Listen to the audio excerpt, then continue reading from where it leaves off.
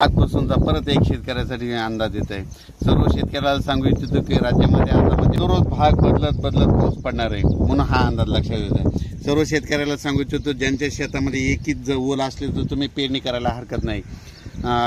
पेरणी करण्यासाठी चांगलं पोषक वातावरण म्हणून हा अंदाज लक्षात घ्यायचा। आणि परत एक शेतकऱ्याला सांगतो की म्हणजे आता सध्या खंड वगैरे काही नाही, उगा घाबरू नका। काय होणार आहे, राज्यात पाऊस पडणार आहे 20-22 जून पर्यंत पाऊस पडणार आहे।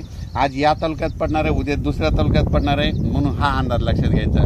सर्व शेतकऱ्याला सांगितलं की राज्यामध्ये फक्त 15, 16 आणि 17 जून दरम्यान थोडी उघाड राहणार आहे, पण विदर्भात मात्र पाऊस पडणार आहे म्हणून हा अंदाज लक्षात घ्यायचा। एकंदरीत राज्यात परिस्थिती बघितली तर राज्यामध्ये पश्चिम महाराष्ट्र,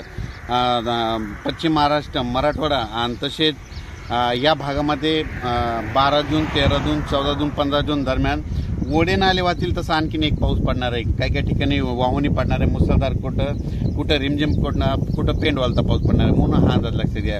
विदर्भातल्या सर्व शेतकऱ्यांसाठी आनंदाची बातमी, विदर्भामध्ये आज म्हणजे 12 जून पासून आज विदर्भामध्ये बऱ्याच ठिकाणी पावसाला सुरुवात होणार आहे आणि त्याच्यानंतर विदर्भामध्ये देखील पाऊस वाढत जाणार आहे आणि विदर्भाची शेतकऱ्याची पेरणी देखील ह्या 20 तारखेपर्यंत सुरू होणार आहे म्हणून ही विदर्भात शेतकऱ्याची आनंदाची बातमी। परत एक राज्यातील सर्व विभागावाईज घेतलं तर सर्वात पूर्व विदर्भात आज मनपासून पूर्व विदर्भामध्ये पावसाला बऱ्याच ठिकाणी सुरुवात होणार आहे। त्याच्यानंतर पश्चिम विदर्भात देखील 12 जून ते 22 जून दरम्यान दररोज भाग बदलत पाऊस पडणार आहे म्हणून हा अंदाज लक्षात घ्यायचा।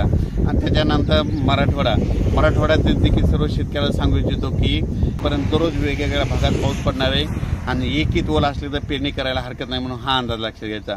ओल जर नसले तर पेरणीचा निर्णय घेऊ नये म्हणून हे देखील लक्षात घ्यायचं। त्याच्यानंतर सांगायचं झालं तर सोलापूर, सातारा, सांगली, नगर, नाशिक, धुळे, जळगाव, त्याच्यात बुलढाणा, जालना, परभणी, अमरावती, अकोला, हिंगोली, वाशिम, नांदेड, लातूर, बीड या भागात देखील ह्या 3-4 दिवसामध्ये चांगला पाऊस पडणार आहे म्हणून हा अंदाज लक्षात घ्यायचा।